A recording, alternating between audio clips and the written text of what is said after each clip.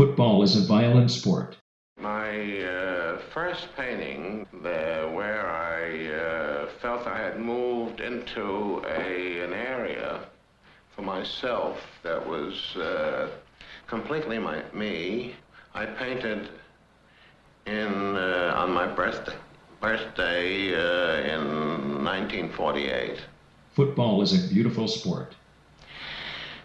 And it's it's a small red painting, and I put a piece of tape in the middle, and I put my so-called zip, which I prefer to call it. Actually, it's not a stripe. Football played at the highest level is awe-inspiring. The thing I would like to say about that is that I did not decide, Played by men, either in 48 or in 47 or in 46 or whatever it was, to say to myself, I'm going to paint stripes. What happens when the violence is removed? An arbitrary, abstract decision.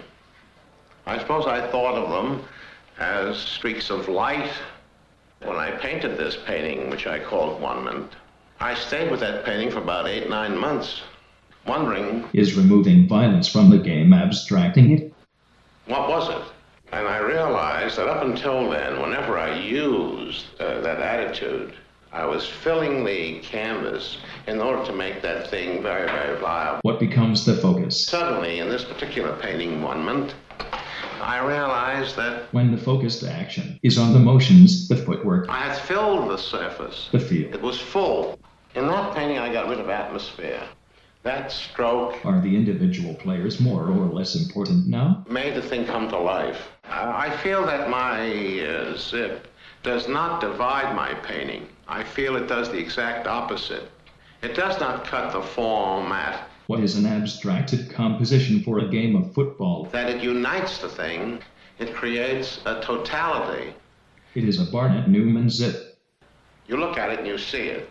And if you don't, there's nothing to walk into. It's not a window leading you into a situation where you walk. Abstract expressionism is a violent art. Abstract expressionism is a beautiful art, from which you then come to a conclusion. The beginning and the end are there at once.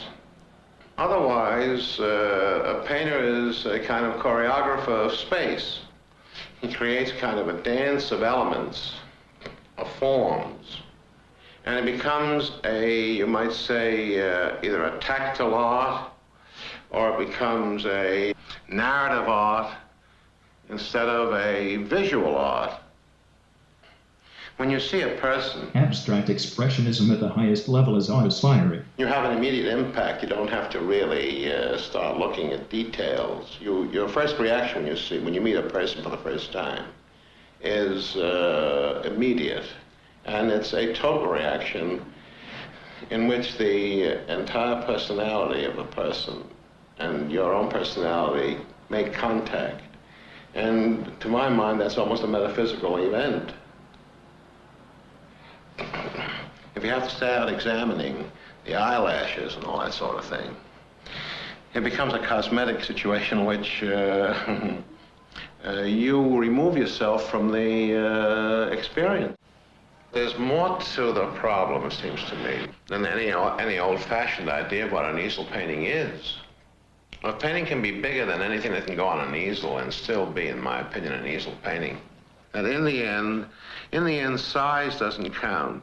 Played by men. Whether the easel painting is small or big is not the issue. Size doesn't count. It's scale that counts. It's human scale that counts. And the only way you can achieve human scale is by the content.